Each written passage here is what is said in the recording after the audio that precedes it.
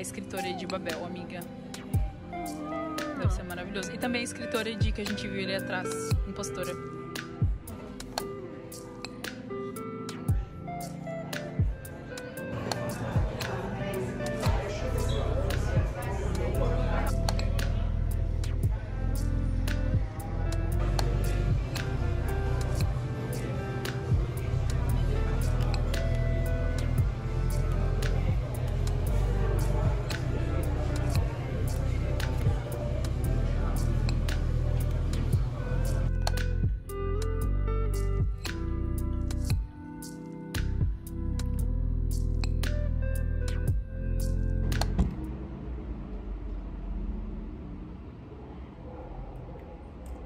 Oi, gente, como vocês estão?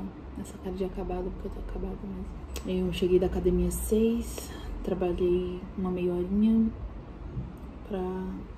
só pra soltar algumas coisinhas. Hoje eu acordei, né? Comecei a trabalhar meia hora mais tarde, então tive que trabalhar meia hora mais tarde também. Capitalismo. Mas deu tudo certo. Fiquei essa meia hora assistindo alguns vlogs da Elle Classics, pra dar uma olhadinha no conteúdo dela, porque eu adoro o Instagram dela. Aí hoje é dia 1, eu não sei se vocês fazem isso, mas todo mês eu mudo o meu background com um wallpaper que tem um calendário. E ela faz mensalmente um calendário, eu vou deixar o Instagram dela aqui embaixo, no descritivo. Ai, ela é maravilhosa, eu amo muito, então eu já troquei, daí eu falei, nossa, ela tem um canal no YouTube, vou lá assistir. Porque eu estou dando uma stalkeada nos meus canais favoritos pra ver se eles têm um vlog inicial, um vídeo inicial falando sobre elas mesmas. E no caso ela não tem, ela já é um vlog mesmo, porque uma das coisas que eu tenho que fazer pra dar check ali no Fazer Tudo hoje é justamente gravar um vídeo falando um pouquinho sobre mim pra iniciar meu primeiro vlog, que se você está assistindo isso agora, já deve ter assistido, vai estar linkado. Mas enfim, o que me trouxe isso foi que quando eu tava no café, que vocês viram aí, eu tava assistindo um vlog da Bruna. E o primeiro vídeo dela era justamente falando sobre ela. Eu achei tão completinho, pensei exatamente no que eu faria, sabe? E deixa a pessoa mais a par, assim, do que está por vir. E o que é você, quem é você, o que faz, o que come. Eu não faria um vídeo só pra isso, mas definitivamente eu quero fazer isso nesse primeiro vlog que eu estou editando, inclusive. Eu vou tomar banho, gravar esse vídeo inicial, que eu ainda estou pensando em o que eu vou falar. E logo após, pois é, irei voltar a editar o vídeo. Tá sendo legal. Eu tô me acostumando ainda com o iMovie, que é um editor gratuito do Mac. Tá sendo legal, assim. Eu gosto bastante de editar, eu sempre gostei de editar. Inclusive, eu vou gravar essa primeira parte do vlog, né, que eu vou falar sobre mim mesma. Que ainda tô pensando sobre isso, o que eu vou falar, vai ser bem breve.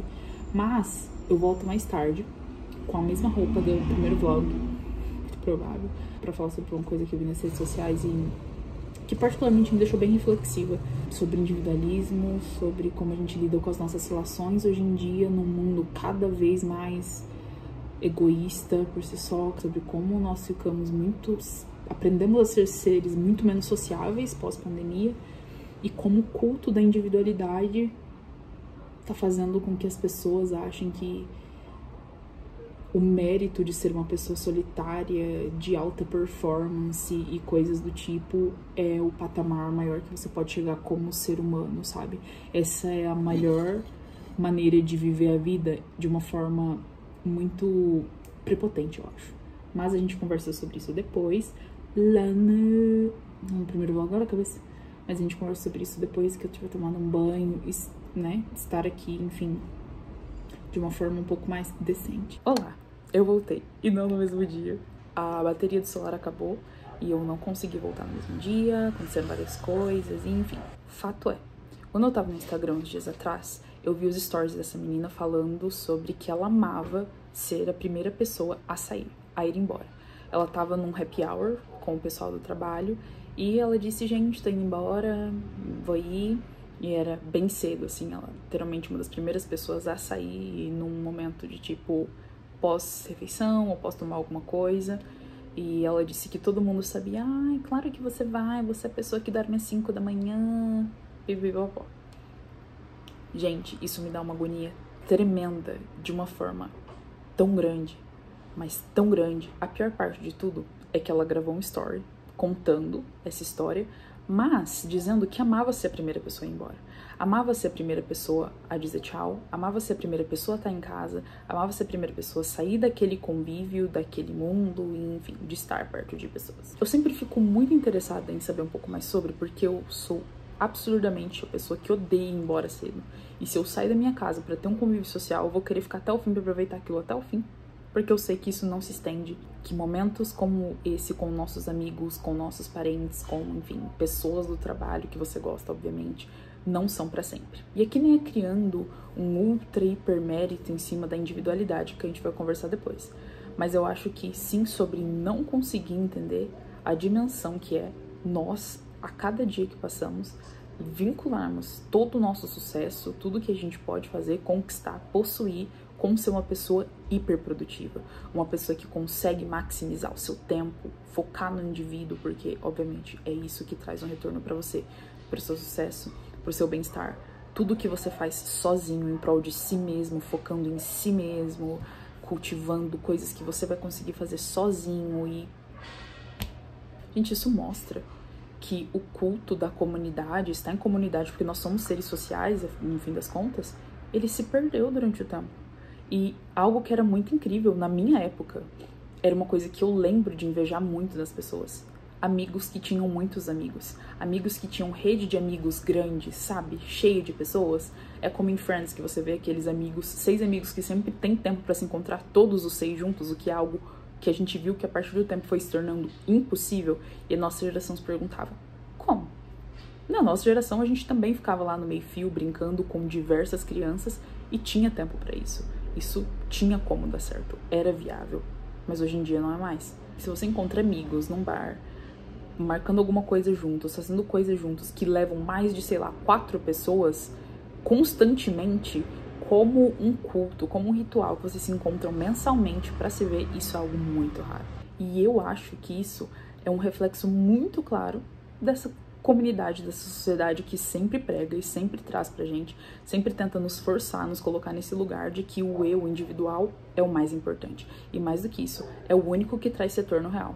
É um super foco em nós mesmos e somente nós podemos trazer nosso próprio sucesso. E assim, esse sentimento de isolamento, de colocar o eu acima das outras pessoas, não só afasta nós mesmos da comunidade, quanto a maneira como nós vemos o mundo.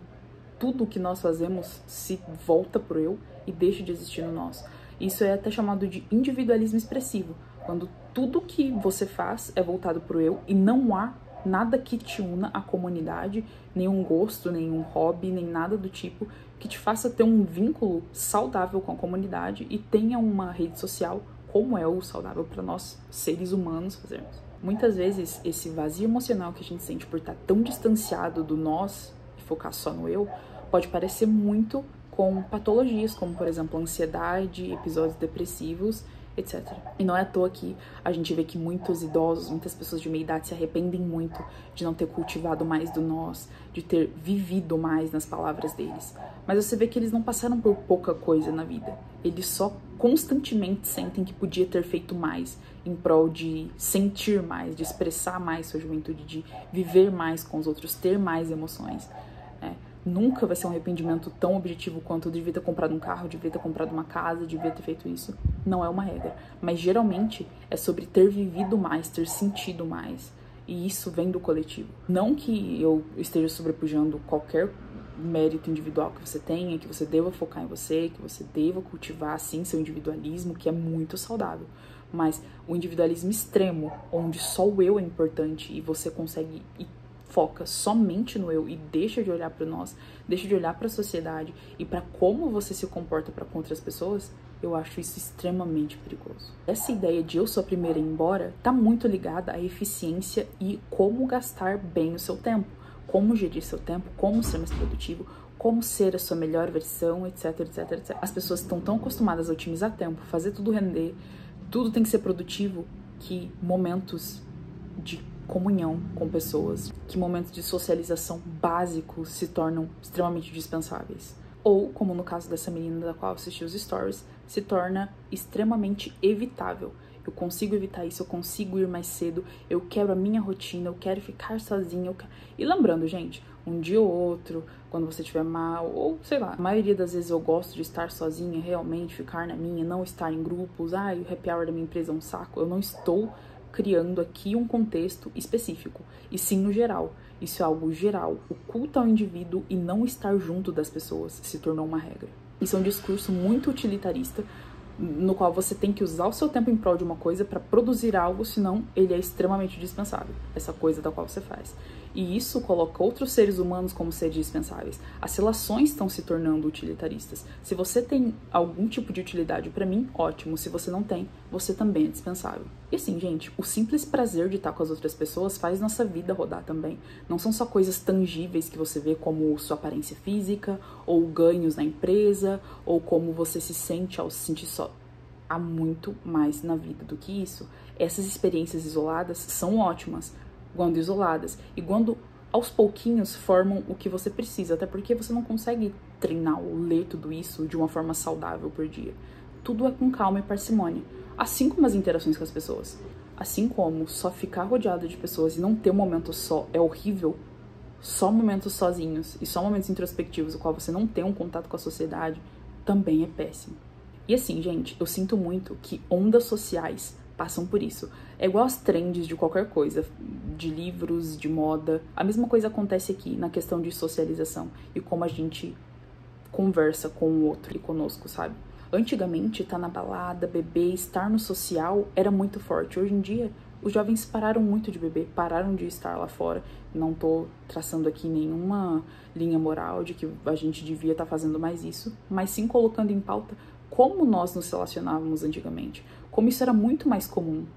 E hoje isso está se perdendo. Tirando que a tecnologia levou isso, assim, a patamares ridículos, do qual muitas vezes a gente só se comunica por celular e acha que isso é uma relação, uma comunicação, uma interação real com uma pessoa. Gente, isso tá longe de ser. Então, assim, se eu pudesse dar uma dica do fundo do meu coração, é que a saúde, o bem-estar físico, mental, de espírito, ele vai bem além do que você mexer seu corpo, do que você mexer sua mente. Ele também vai entrar em contato, interagir, colocar isso tudo que você aprende, colocar à prova a saúde do seu corpo, a saúde da sua mente, mostrar para as pessoas, levar isso para outras pessoas, trazer coisas dessas pessoas para sua vida, ter trocas não só de comunicação, mas também de valores, de culturas que vão fazer você ser um ser humano cada vez melhor.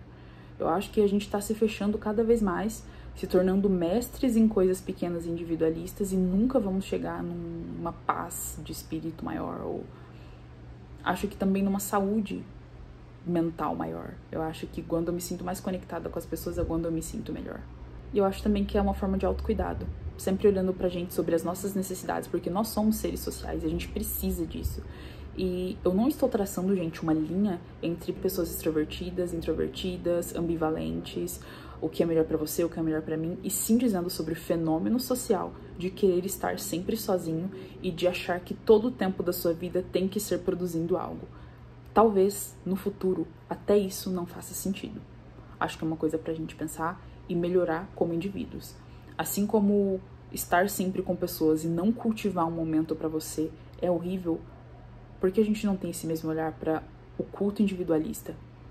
Será que isso não está tão atrelado ao capitalismo, ao que a gente tem que vender, e tem que render, e tem que ser produtivo e muito bem sucedido? E para isso a gente precisa deixar mão de tudo que seja, que tragam benefícios não tão tangíveis, para ter tudo ali à mão e fazer e empreender e ter o nosso momento, em fazer skincare e comprar coisas caras e o culto do eu, até chegar um momento em que o eu, ele é tão fragmentado de necessidades que não são nossas, a gente não consegue saber o que é realmente nosso, porque a gente quer ser vários indivíduos em um, e a gente pode fazer isso em comunidade, a gente pode ter várias comunidades para a gente fracionar esses nossos eus, e não, sabe, cultivar isso conosco mesmo, que é um fardo muito grande.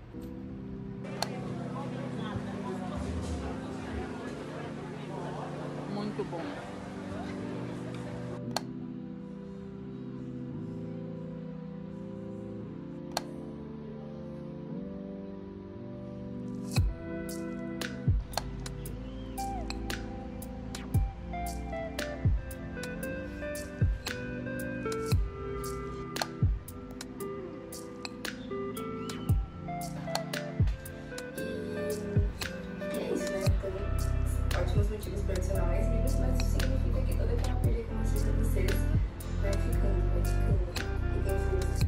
Oi, eu acabei de ler Vegetariana.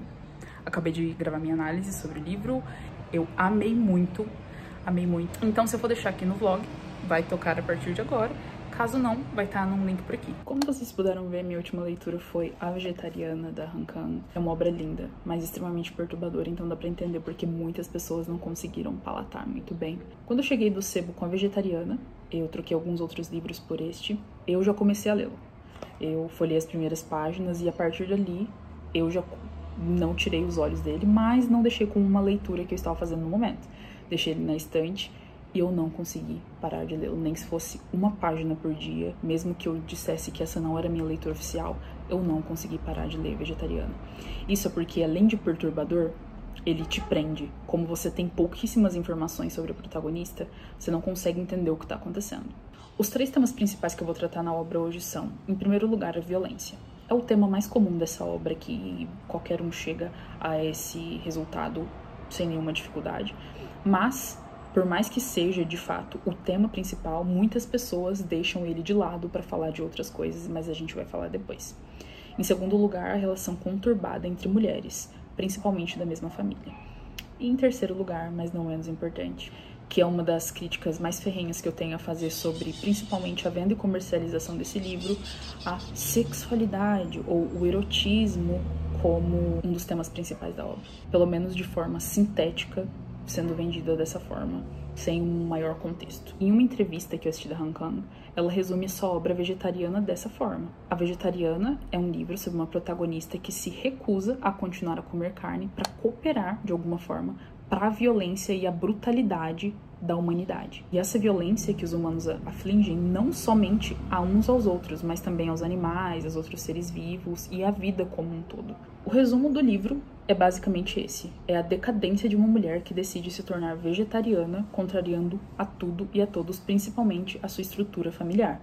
Aí onde ela começa a ter sonhos muito vívidos, horríveis, com sangue, com brutalidade extrema, uma violência extrema para ela com os animais, para ela com outros humanos, etc, etc, etc. Não gostaria de adentrar muito, porque eu acho que essas partes da Yoon-ji são muito importantes aqui, porque não há nenhum ponto de vista dela. Somente na primeira parte do livro é que a gente tem alguns lapsos do que seriam os pensamentos da Yoon-ji.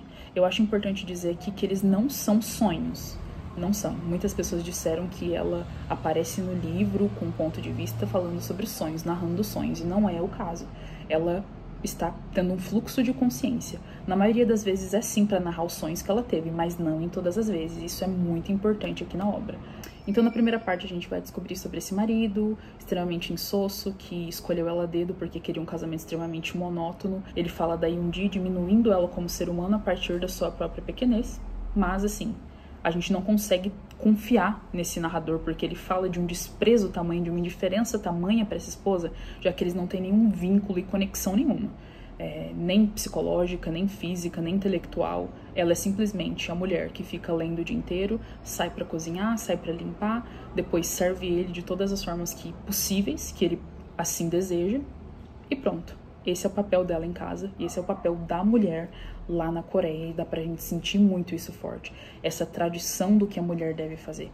Isso percorre durante toda a obra. O livro já toma o tom aqui no fim dessa primeira parte. Então a gente perpassa por todos os tipos de violência aqui, e a gente já tem um retrato bem claro de como era a vida da Yoon-ji quando ela era mais nova, com a família dela, e como é hoje nesse casamento. Na segunda parte, o ponto de vista vai ser do cunhado, como eu disse, e é a parte mais perturbadora do livro, na minha visão, que é a visão do homem que não conhece essa mulher, é uma cunhada, mas enfim, ele não a conhece somente assim de encontros familiares e descobre de toda a fatalidade que acontece lá na primeira parte, então fica extremamente tentado a conhecê-la mais e desenvolve com ela um tipo de obsessão artística e erótica muito forte, a partir de uma marca mongólica que ele descobre que ela tem, assim como seu filho. E ele fica extremamente obcecado com essa mancha, com essa mulher que ele desconhece, com o desconhecido da mulher, mas também com a fragilidade que ela apresenta.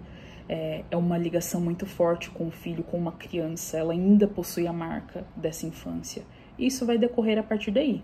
ela tá num momento muito fragilizado. A Yoon-ji começa aqui já a dar indícios de que vai muito além do vegetarianismo, do que era lá no início, que tinham 2 pezinhos no thriller. A gente começa a imaginar que vai desandar para esse lado, e aqui vai para um lado completamente diferente. Aqui a violência vai ser majoritariamente sexual, porque a gente vai falar de um homem que só tem esse olhar para essa mulher.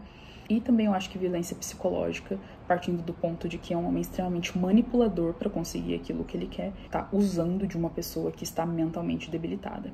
A terceira parte é a parte mais importante e das mais perfeitas e completas para mim nessa obra.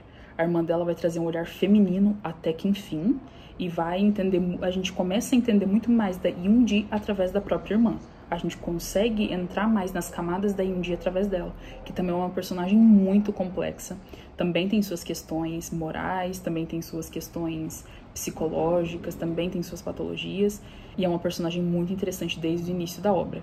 É que lá no início a gente não consegue ter uma perspectiva, né, do que vai acontecer através da obra. Então a gente não sabe da importância de que os personagens têm. Você vê o cunhado e a irmã e não imaginam nunca que eles vão ter protagonismo ali de alguma forma. Eu, particularmente, imaginava que o livro seria narrado somente pelo marido. E é aqui que a gente vê a decadência da Yoon-ji, que é perder mesmo essa humanidade, que é deixar de pensar, que é deixar de falar, que é deixar de sentir a humanidade como ela é. Porque ser humano vai muito além de ver o mundo com os olhos belos e brilhantes sobre as coisas boas que a gente faz. É muito também sobre olhar sobre as coisas horríveis que a humanidade faz, e a Yoon-ji é assim uma só, representando o todo de várias pessoas que se sentem da mesma forma todos os dias. Eu ouvi antes de ler que o fim dividia opiniões e dividia gostos. Muita gente amou, muita gente odiou. Particularmente, se for dessa forma, eu gostei. Eu não gosto de fins inconclusivos. Esse aqui é um fim inconclusivo de certa forma, mas eu acho que fecha muito bem. É bem redondinho se você olhar bem para a estrutura do texto e da proposta de toda a obra. Qual análise eu gostaria de trazer hoje a partir de tudo isso que eu disse? A primeira delas, como eu falei, é sobre a violência em si. A violência vai ser o fio condutor de toda a obra, do primeiro, segundo ao terceiro ato, né, das partes do livro, principalmente na segunda parte, onde a gente não fala muito, onde a gente vê o que eu acho que muitas pessoas aqui dizem como desejo insaciável de alguém, ou até onde os seus desejos eróticos podem ir, e não tem nada a ver com isso, gente. É simplesmente a violência deferida através dos seus desejos eróticos para o corpo feminino. Isso é muito mais forte aqui nessa chamada, até porque aqui há recorrentes tipos de abuso, enfim, né, o uso de uma pessoa que não está, né, em sua condição mental normal, ela está extremamente debilitada, para o uso próprio, para fazer dessa pessoa um objeto, enfim, de desejo artístico, seja o que for. E eu digo isso porque na primeira parte a gente consegue ver as violências muito claras. Na segunda parte, apesar de ter sim momentos em que isso é claro, tudo isso é através da visão do homem. Muito menos do que na primeira parte, em que o protagonista fala mesmo, eu nem ligo pra ela, ele se importa muito mais com ele mesmo do que com ela. Aqui não. Aqui ele tem um olhar diferente, ele se importa com ela de uma forma bem escrachada, bem comum, bem clichê das pessoas manipuladoras. Como ela poderia estar com o homem daquele com quem ela estava? Uma pessoa tão linda, tão incrível como ela ia ver apenas como um objeto. Não vê a Yoon-ji humano, fragilizada, que tá passando por um momento difícil. Vê apenas um corpo, tanto para satisfazer seus desejos sexuais, quanto para satisfazer os seus desejos artísticos. É de um nível de horror e de nojo muito grande. Eu tive essa sensação quando eu li o livro, de que a primeira e a terceira parte faziam parte de uma obra só e a parte do meio ficava jogada. Até analisar bem, reler a segunda parte e entender de que a segunda parte é a parte que mais trata da violência para com a mulher na obra inteira. É a parte mais crua, é a parte em que a gente vê como o homem traz esse olhar de mero objeto e desumaniza a protagonista num momento de muita vulnerabilidade. Eu acho que uma das principais pontos desse livro é que nós vamos nos acostumando gradativamente com o nível de violência, mas quando a gente chega lá no fim com a irmã, a gente não espera tanta violência, que é a violência mais forte que nós temos a afligir a nós mesmos, que é contra a nossa própria vida. E lá na última parte a gente vai ter, eu acho que a violência em flashbacks, saber pelo irmão que elas passaram no passado, mas também a violência que a irmã afere a ela mesma, com seus pensamentos, da maneira como ela se vê, e o que a Yoon-ji faz consigo mesma né? Isso daí sim, fisicamente, ao negar se alimentar de qualquer forma. Ao achar que virou uma planta mesmo, que só precisa de sol e água. É bem complicado, ela chega à inanição. E muitas pessoas dizem que aí chega bem parecido com body horror, alguma coisa que vai beira o terror, mas eu não creio. Assim como a primeira parte dá pistas de que a gente tá prestes a, né, ler um thriller, a ler algum tipo de suspense, que vai entrar ali até certo canibalismo, o que tem pouco a ver com a obra, pra ser bem sincero. Eu acho que os simbolismos da obra são muito ricos, tanto com a carne, tanto com alguns animais que aparecem, tanto com a forma de falar, os exemplos, as analogias que vão e voltam, como o fio condutor, por exemplo, que a irmã fala. Se você vê Yundi cita coisas parecidas lá no início, tudo isso é muito rico. E a escrita da Han Kang por si só, maravilhosa. Ela fala de assuntos muito delicados de uma forma muito precisa, direta, crua, mas ainda assim florida à sua maneira, muito linda e poética. O segundo tema de análise é o relacionamento muito conturbado entre as mulheres na obra. Isso aqui a gente sente na sociedade patriarcal, que aqui, né, é exemplificada com a sociedade sul-coreana, mas que a gente vê em todos os lugares. No início da obra, a mãe se desculpa com o marido incessantemente pela filha ser vegetariana, pela filha estar causando um incômodo no marido. A mãe finge que fez um caldo, um tipo de xarope sem sangue nenhum, e na verdade tem sangue de cabra negra, alguma coisa do gênero. E é onde toma, sente o sangue, vai, vomita. Então a mãe profere muita violência contra a filha. As mulheres dos homens da empresa do marido são as mulheres que mais indagam ela lá na mesa do restaurante. Por que vegetarianismo? Nossa, mas vegetarianismo é tão horrível. As mulheres sempre procuram um alvo feminino para despejar todas as suas inseguranças e mais. Aquela mulher ali não é ideal, aquela mulher falta muito, eu sou a mulher ideal. Elas despejam no outro aquilo que elas gostariam de aumentar em si mesmas.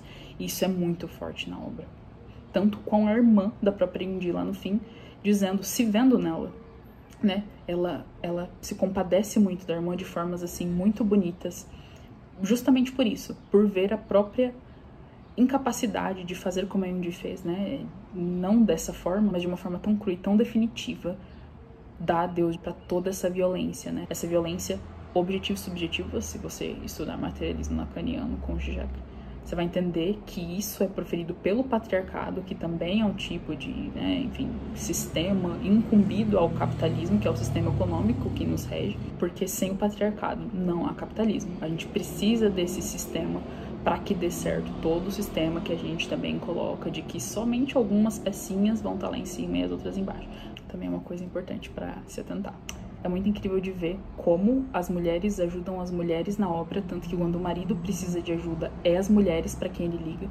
Ele pensa em ligar pro irmão, mas não vou falar com ele não, isso daí não é coisa dele.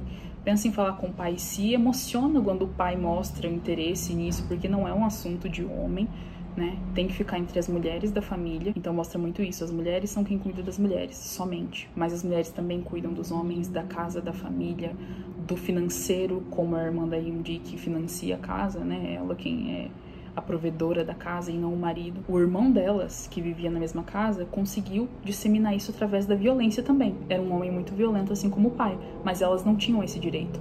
E o porquê disso? Porque a raiva passiva, a raiva sem potência, é a tristeza, é a depressão, é não conseguir se mover diante as adversidades da vida. Porque o que essas mulheres realmente sentiam era raiva de tudo o que acontecia, só que elas não tinham potência para colocar isso para fora.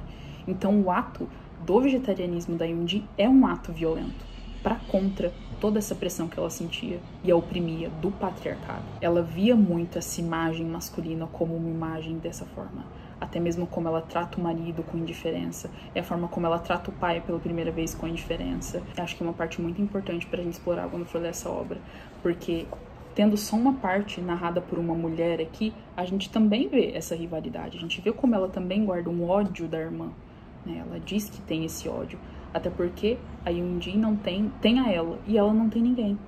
Mas muito mais que isso, a Yundi conseguiu mostrar tudo o que ela sentia, e ela não consegue. Ela tem algumas patologias e tem sim coisas a tratar psicologicamente também, mas até isso ela oprime, porque ela tem que ser a mulher perfeita, a mulher boa, a esposa ideal, e depois a mãe ideal, e a mulher que provê dentro de casa, etc, etc, etc. E por fim, e não menos importante, a gente chega onde eu queria chegar e me deixou muito triste, ao ler sobre essa obra, que é sobre como essa obra é vendida. Eu tenho aqui a contracapa, que, enfim, tem as apreciações dos autores. E a apreciação do Ian McKean aqui na contracapa é um pequeno romance sobre sexualidade e loucura que merece seu grande sucesso.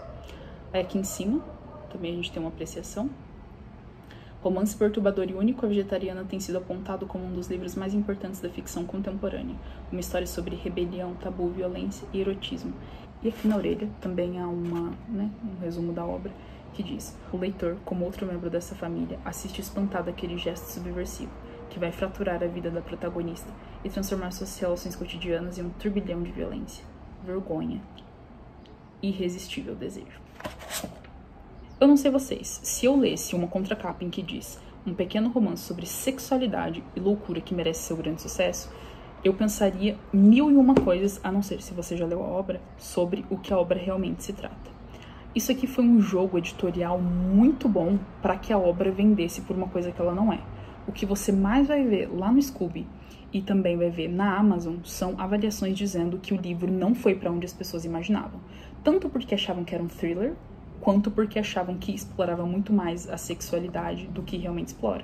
E eu falo isso não é somente pela questão editorial, mas porque um dos principais pontos da obra ficou meio apagado, com toda essa repercussão e marketing em cima da obra, que tem muito pouco a ver sobre sexualidade em si, e sim sobre o porquê a sexualidade é usada e como a sexualidade é usada nessa obra. O sexual, o erótico é usado para mostrar justamente uma das violências mais comuns contra a mulher no mundo, que é a violência sexual. É o uso de um padrão já pré-determinado de que as mulheres têm sim que assentir a qualquer uso do seu corpo por conta de seus parceiros ou por conta de outros homens, ou terem medo de, enfim, ter controle sobre os seus próprios corpos. É por isso que no fim a parte do meio desse livro, o segundo ato, é muito importante. Ela não tem poder nenhum sobre seu corpo. Ela chega até a ser um pouco inocente quanto a isso, quanto à visão, mas na verdade ela está simplesmente imersa em toda a dor e medo que ela sente. E ela quer acabar com isso logo. Ela quer achar uma maneira de parar de ter aqueles pesadelos, de parar de ter medo. E é assim que ela acha que parando de comer carne, ela conseguiria fazer isso dar certo. Então sim, aqui a gente vai tratar sobre desejo sexual, sobre erotismo, mas muito mais do que isso. Como isso rapidamente se torna uma forma de violência contra uma mulher. A Yundi não topa o que ela topa para ter uma experiência sexual, para se descobrir sexualmente. Ela topa porque ela queria acabar com aquilo que ela sentia emocionalmente, psicologicamente. Ela queria escapar da própria mente e queria que a dor passasse. Ela quer se desassociar de uma realidade que ela se recusa a submeter. Ela faz tudo isso em nome de uma rebelia que ela acha que daria certo, mas que dá certo para ela de alguma forma porque ela desassocia tanto da realidade, enfim, gente, porque ela não dorme, ela não come, ela chega assim em momentos drásticos da saúde. Então aqui a sexualidade, o erotismo, eles não são usados para mostrar sobre o prazer dela, sobre como ela se descobre como uma mulher, não tem nada a ver com isso. Como dá pra gente entender lendo isso daqui? Como isso daqui é vendido, mas sim mostra como os desejos do outro são submetidos a ela sem sua vontade, desumanizando essa mulher, deixando ela apenas como um objeto. Então não, você não pode ser vegetariano, você não pode escolher o que fazer com o seu corpo, porque você tem que ser a mulher exemplar, que faz os cozidos de carne, que faz os porcos caramelizados para o seu marido. Não, você não tem escolha de parar essa gravação quando for incômodo para você. Não é moralmente errado eu usar você, o seu corpo, toda a sua humanidade, você como um ser que está fragilizado para fazer meu trabalho artístico. O olhar da Han, a sexualidade, o erotismo aqui na obra e o desejo incessante são usados para mostrar a desumanização dessas relações. Como isso pode se tornar mais uma forma de desumanizar uma mulher. É para isso que isso está aqui na obra. Não é por algum momento para trazer esse ar de erotismo, ela ser experimentalista e mostrar como trazer isso na obra, como explorar. Gente, tá longe de ser isso. O corpo feminino aqui não tem expressão nenhuma, não tem vontade, não tem desejo, ele é só controlado e usado. É isso que essa segunda parte faz. É por isso que é uma das ações mais violentas no livro e a gente acaba não vendo isso. Então sim, você pode usar isso daqui como erotismo, como sexualidade para falar como isso pode ser distorcido, como isso pode ser destrutivo, trazer essa desumanização e objetificação da mulher através do direito unânime deles de ter suas vontades. É uma vontade grande, um desejo gigantesco, irrefreável de um homem que quer simplesmente fazer uma arte, criar um vídeo, satisfazer seu desejo. Em momento algum ele se refreia. Na verdade, é um momento que ele chega a pensar: nossa, eu sou realmente uma pessoa tão livre de morais assim? Eu tô colocando em jogo a minha família, meu filho, tudo só pra ter esse momento? Ele diz sim.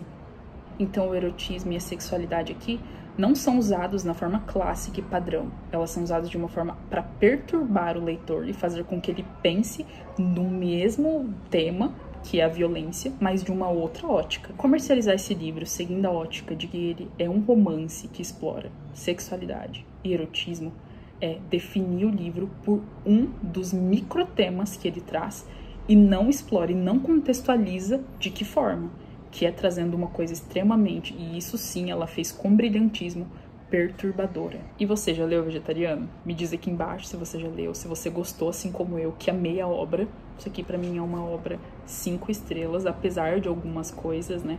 Eu acho que é um experimentalismo muito válido e ela conseguiu trazer um conceito só dela, um estilo só dela pra uma obra, assim, que poderia ter seguido vários rumos, muito mais comerciais, inclusive. Isso tornou algo extremamente único. Eu amei esse livro. Ou se você não gostou, por algum motivo, se você achou que os temas não foram bem aproveitados, se você achou que a maneira como o livro foi vendido é bem diferente do que você encontrou na hora da leitura, quero saber de tudo aqui embaixo. Uma coisa importante de ser dita é que esse livro aqui definitivamente é um livro para maiores de 18 anos, que vai tratar de temas muito delicados e tem diversos gatilhos. É uma coisa para dar uma olhadinha, dar uma pesquisada antes de começar a leitura. Acho que esse vídeo já tratou de muitos dos temas aqui, mas na hora da leitura ainda aparecem diversas outras coisas que podem ter passado batido. É uma ótima leitura para se você tiver um estômago mais forte. Como o meu, para leitura eu sou tranquila, só para audiovisual que ele é bem mais fraco. E também para se você quiser explorar a literatura sul-coreana e uma Nobel da literatura. Incrível e maravilhosa. Vai conseguir ostentar o seu $1 milhão, ou são euros? Não me lembro muito bem. Em vida ainda.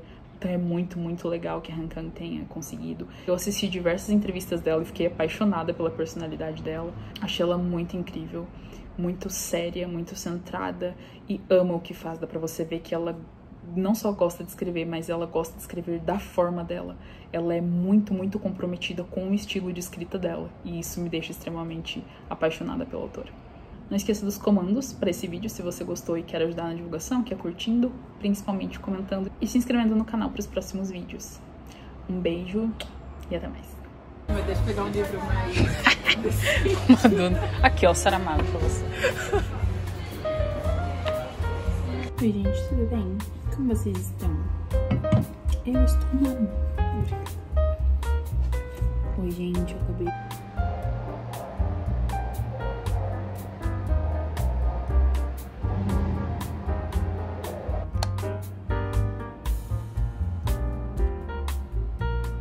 Aqui.